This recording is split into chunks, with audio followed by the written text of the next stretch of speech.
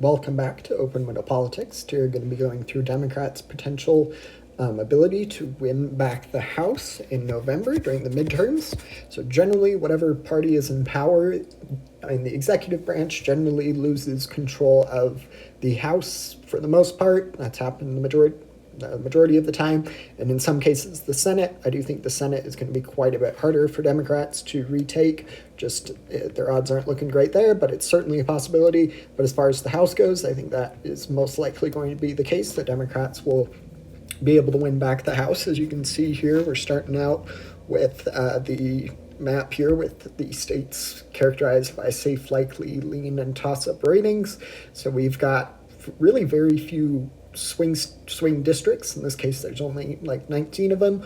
There's been quite a bit of gerrymandering. You've probably seen in the news that has gone on that has resulted in both political parties locking up certain districts within states. Usually it started with Texas with the Republican gerrymander there, and then later was counteracted in California by Governor Gavin Newsom's Prop 50. We've also seen it throughout other parts of the country as well. Different scenarios for each state, but it's been unfolding, resulting in fewer swing districts overall, starting us off with 210 to 206. So Democrats need to win these 210 seats, as well as 8 of the toss-up districts here to be able to have control of the House. To have control of the House, you need 218 seats for a party to do that. And I think that is very possible for Democrats to do. There are, like I mentioned, not too many swing districts, but enough that could result in a Democratic victory. I could even see a very possible shot that Democrats are able to win some of the lean red districts. Looks like there's only 4 of those. And I think there's a possibility, maybe even a couple of the likely, but ultimately Democrats don't need to win the likely Republican districts. It would be an extra advantage, icing on the cake for a Democratic majority, but they really just need to win the states that are already in the Democratic Party's column, as well as at least 8 of the 19 swing districts.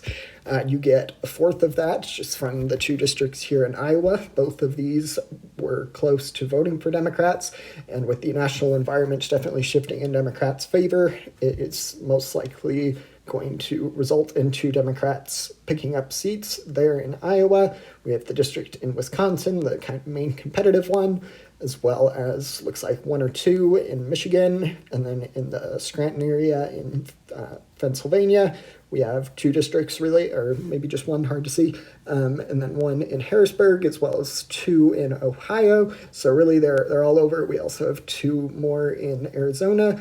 And in Utah, a bit of an interesting case. The previous Republican gerrymander of the state was determined to be unconstitutional, and the judge ordered a new congressional map, and ultimately that resulted in it's about a D+20 district, which means if that district were voted for president and it were a state, it would have gone to Harris by 20 points. So that is going to be a lock for Democrats, and they will most likely gain a seat there. But there's a couple other districts throughout the state. But all in all, generally during the midterms, the party that isn't in power of the executive tends to take back the House. And I think that will be the case this time around too. Don't forget to like and subscribe.